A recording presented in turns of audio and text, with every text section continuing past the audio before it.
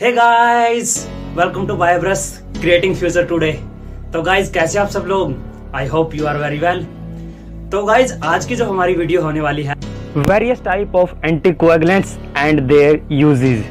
तो गाइस, आज की वीडियो इसी टॉपिक के ऊपर होने वाली है। तो गाइस, मैं हूं चेतन, आप देख रहे हो Biobrush. I am from post graduate institute of medical education and research, PGI Chandigarh. तो चलिए वीडियो शुरू कर। तो सबसे पहले एंटीकोएगुलेंट्स देखते हैं। एंटीकोएगुलेंट क्या होता है? जैसे कि आप सामने स्लाइड में देख रहे हो, anticoagulant is an agent that is used to prevent the formation of blood clots in vitro और इन विवो। सिंपल सी बात है, एंटीकोएगुलेंट एक ऐसा केमिकल सब्सटेंस है या नेचुरली अकरिंग सब्सटेंस है जो कि ब्लड क्लॉट को होने से रोकता है इन विट्रो में, बॉडी के अंदर, या इन विवो। ठीक है, इन विट्रो आप समझ गए होंगे, बाहर इन विट्रो, ठीक है, इन विवो होता है बॉडी के अंदर। तो एग्जांपल जैसे कि आप देख रहे हो, हिपैरिन एक नेचुरल एंटीकोएगुलेंट है, सबको पता होगा ब्लड में। There are several different type of anticoagulant, each type अलग अलग काम है। कुछ केमिकली हैं, कुछ हीरोडिन आपने सुना होगा, हीरोडिनेरिया। ठीक है, ये भी एक नेचुरल एंटीकोएगुलेंट है जो ब्लड सकिंग लीच होती है उसमें पाया जाता है। तो अलग अलग टाइप के है, केमिकली सिंथेसाइज है, नेचुरल है। ठीक है, some can be given by orally, mouth से हम ले सकते हैं कुछ को, और कुछ given by injection, some given by injection. किसी को हम अलग अलग जो है इंजेक्शन के थ्रू भी एंटीकोएगुलेंट दिए जाते हैं। ठीक है, ब्लड को पतला करने के लिए। तो सबसे पहले हम देखते हैं कि जब हम ब्लड कलेक्शन करते हैं, ठीक है, हम अलग अलग टाइप की ट्यूब्स होती हैं जिनको ट्यूब बोला जाता है, बीडी की। ठीक है, बीडी कंपनी है एक। ठीक है, तो उन ट्यूब्स में क्या होता है, उन ट्यूब्स में एक स्पेसिफिक एंटीकोएगुलेंट होता है जो कि अलग अलग टेस्ट के लिए अलग अलग, जैसे कि बायोकेमिस्ट्री के लिए अलग होता है और सीबीसी के लिए अलग लिया जाता है। ऑक्जेलेट वाइल होती है, एक सिट्रेट वाइल होती है। तो इनकी एक कलर कोडिंग होती है, जो इनकी कैप होती है ट्यूब्स की, उसके ऊपर एक स्पेसिफिक कलर होता है और इस कलर कोडिंग के बेस पे ही हम टेस्ट के अनुसार हम ब्लड को कलेक्शन करते हैं। तो आप देख सकते हो, इस चार्ट को याद कर सकते हो। जो कलर रेड कलर और येलो कलर वो यूज किया जाता है, वो सीरम सेपरेशन के लिए यूज किया जाता है, serum blood collection tube. Plain red vial को हम प्लेन वाइल भी बोलते हैं, जिसमें कोई एडिक्टिव यूज़ नहीं होता, लेकिन इसमें एक क्लोट एक्टिवेटर ज़रूर यूज़ होता है। जनरली सिलिकॉन ऑक्साइड यानी कि सिलिका को हम क्लोट एक्टिवेटर के तौर पर यूज करते हैं। टाइप इसकी वैक्यूम और नॉन वैक्यूम दोनों टाइप की हो सकती है। ठीक है, जिसके अंदर वैक्यूम होता है आप उनको वैक्यूटेनर बोलते हैं। इसकी ब्लड ड्रा की जो इसकी कैपेसिटी होती है रेड की, जो प्लेन वाइल की 6 ml की हो सकती है, 4 ml की हो सकती है। और इसका यूज़ कहाँ करते हैं हम? सीरम बायोकेमिस्ट्री में यूज़ करते हैं, सीरम सेपरेट करके स्टडी करने के लिए। ड्रग मॉनिटरम में, सीरम इम्यूनोलॉजी टेस्ट में यूज़ करते हैं हम। ठीक है, इम्यूनो के जो टेस्ट होते हैं।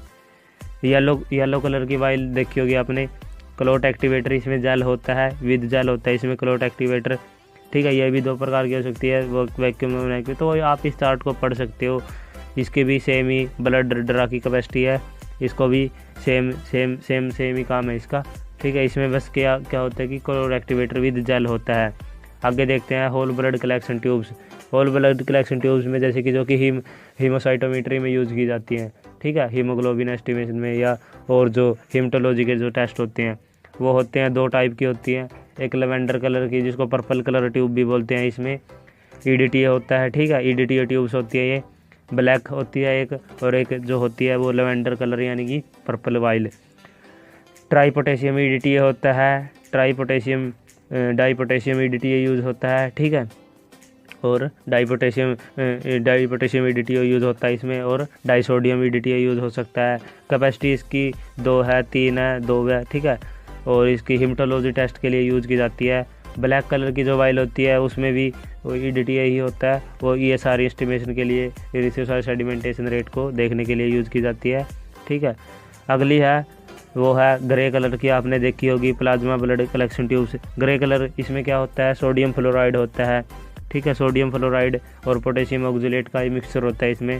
सोडियम फ्लोराइड क्या करता है कि जो हमारी, और इनका पूरा डिटेल वीडियो मैं अलग अलग बनाऊंगा। सोडियम फ्लोराइड का काम होता है ग्लाइकोलाइसिस को रोकना, जिसको शुगर एस्टिमेशन के लिए भी यूज़ किया जाता है। और पोटेशियम ऑक्जेलेट का काम होता है उसमें एंटीकोएगुलेंट का काम करना। इसकी कैपेसिटी 2 ml की होती है, हम इसको ग्लूकोज टेस्ट के लिए यूज़ करते हैं, शुगर को एस्टिमेशन के लिए। लाइट ब्लू कलर की देखी होगी आपने, सोडियम सिट्रेट होता है जिसमें 3.2%, ये कोगुलेशन स्टडी के लिए यूज़ की जाती है, ठीक है, 2 ml की। और ग्रीन कलर की इसमें लिथियम हिपैरिन होता है। हिपैरिन आपको पता होगा कि एक नेचुरल एंटीकोगुलेंट है, ठीक है। इसको इमरजेंसी बायोकेमिस्ट्री के लिए यूज़ करते हैं और प्लाज्मा बायोकेमिस्ट्री के लिए यूज़ करते हैं। तो ये था दोस्तों कलर कोडिंग हमने देख लिया। आगे देखते हैं हम, अभी तो हम डिटेल्ड वीडियो बनाएंगे इनकी, ठीक है। तो पर्पज़ ऑफ यूजिंग एंटीकोगुलेंट, क्या पर्पज़ है? For the study of various blood constituent, ठीक है, आरबीसी की स्टडी के लिए, डब्ल्यूबीसी, प्लेटलेट या और जो हीमोग्लोबिन के जो अलग अलग टेस्ट होते हैं हीमेटोलॉजी के, उसमें यूज़ किया जाता है, ठीक है। कोगुलेशन स्टडी के लिए यूज़ किया जाता है और ब्लड बैंक में प्रिजर्व करने के लिए, वरना तो वो क्लॉट हो जाएगा, ठीक है। तो ब्लड बैंक में प्रिजर्व करने के लिए हम एंटीकोगुलेंट्स का यूज़ करते हैं। तो सिंपल सी बात है, ये तो कॉमन सी बात है, क्या यूज़ है एंटीकोगुलेंट का? ब्लड को क्लॉटिंग से रोकना। एक आइडली जो एक ब्लड कोगुलेंट होता है, जो आइडली एंटीकोगुलेंट होता है, उसके क्या क्या प्रॉपर्टीज़ होनी चाहिए? वो है it must be soluble with blood, ठीक है, सोल्यूबल होना चाहिए ब्लड में। और ब्लड को it must keep the blood in fluid condition, ठीक है, ब्लड को है फ्लूइड कंडीशन में ही रखे, उसको थोड़ा सेमी सॉलिड ना बनाए, ठीक है, कोलोइडल ना बनाए ब्लड को। It must not be haemolysis of blood cell, ठीक है, आरबीसी डब्ल्यूबीसी को वो हीमोलाइज ना करे, ठीक है, आरबीसी की शेप को वो चेंज ना करे, ठीक है। ये सारे एक आइडियली एंटीकोगुलेंट की प्रॉपर्टीज़ है जो कि एक सिंगल एंटीकोगुलेंट में होना जो कि नामुमकिन है। आइडियली कंडीशन आपको दिख भी रहा होगा, ये आइडियली है, ठीक है। डिस्ट्रक्शन नहीं होनी चाहिए ल्यूकोसाइट्स की, और एग्रीगेशन ऑफ प्लेटलेट्स कम होना, मतलब कि मिनिमाइज होना चाहिए, ठीक है। मस्ट कम से कम एग्रीगेशन होना चाहिए प्लेटलेट्स का, ठीक है, क्लम्पिंग, ठीक है। तो अभी क्लासिफिकेशन देखते हैं एंटीकोगुलेंट्स का। एंटीकोगुलेंट्स का हीमेटोलॉजी में क्लासिफिकेशन होता है, जैसे कि मेडिकल की स्टडी से रिलेटेड है कर रहे हैं हम। एक होते हैं कैल्शियम चिलेटर, एक होते हैं नॉन कैल्शियम चिलेटर्स, ठीक है। कैल्शियम चिलेटर्स कौन से होते हैं? चिलेशन का मतलब होता है किसी चीज़ को जकड़ लेना, ठीक है। अब वो क्या करेंगे, अब आपको पता होगा कि कैल्शियम क्या है, कि एक बहुत बड़ा एक कोगुलेशन कैस्केड अगर आपने पढ़ा हो तो उसमें कैल्शियम का बहुत बड़ा रोल होता है। अगर हम कैल्शियम को ही रोक ले, कैल्शियम को ही बांध कर रख दे, तो आगे वाले फैक्टर जो होंगे वो एक्टिवेट नहीं होंगे तो क्या होगा कि कैल्शियम चिलेट हो जाएगा और हमारा जो एंटीकोगुलेंट का काम है वो मतलब कि हो जाएगा, ठीक है। तो कैल्शियम चिलेटर में कौन कौन आते हैं? वो आते हैं ऑक्जेलेट्स आते हैं, ठीक है। ऑक्जेलेट्स में भी 2 टाइप के होते हैं, पोटेशियम ऑक्जेलेट और अमोनियम ऑक्जेलेट, ठीक है। डबल ऑक्जेलेट होता है जिसमें दोनों होते हैं, पोटेशियम और अमोनियम, ठीक है, 3:2 में। और EDTA होता है, EDTA की फुल फॉर्म पता होगा आपको, इथाइलिन डाइअमाइन टेट्राएसीटेट, ठीक है, ट्राइसोडियम सिट्रेट यूज होता है। ये सारे हैं कैल्शियम चिलेटर। नॉन कैल्शियम चिलेटर में कौन कौन आते हैं? वो आता है हिपैरिन आता है, वारफेरिन आता है, ठीक है। मोस्ट ऑफ दी जो हम एंटीकोगुलेंट यूज़ करते हैं वो सारे कैल्शियम को रोकते हैं और बस कैल्शियम चिलेटर का काम करते हैं, ठीक है। तो ये था क्लासिफिकेशन, ठीक है। आगे देखते हैं, क्लासिफिकेशन देख लिया एंटीकोगुलेंट का। अब कैल्शियम चिलेटर, इस पर थोड़ा और बात कर लेते हैं, ठीक है। जो कैल्शियम 2 पॉजिटिव, आपको पता होगा कैल्शियम की वैलेंसी 2 पॉजिटिव होती है, ठीक है। तो 2 पॉजिटिव होता है, वैलेंसी इसकी 2 होती है, ठीक है। तो 2 पॉजिटिव कैल्शियम जब ब्लड में होता है तो वह 2 पॉजिटिव आयनाइज फॉर्म में होता है। अगर हम उस आयनाइज फॉर्म को हम बांध दें या आयनाइज फॉर्म को हम अनआयनाइज स्टेट में चेंज कर दे, तो क्या होगा कि कैल्शियम मतलब कि कैल्शियम का जो इफ़ेक्ट है वो कम हो जाएगा और रिएक्शन रुक जाएगी। तो आप देख रहे होंगे कि सामने कैल्शियम का क्या क्या काम है, तो कैल्शियम एक्टिवेट करता है। तो कैल्शियम चिलेटर यही काम करते हैं कि वो कैल्शियम को बांध के रख लेते हैं ताकि कैल्शियम का फर्दर वो रिएक्शन ना कर सके आगे, ठीक है, फैक्टर्स को वो एक्टिवेट ना कर सके।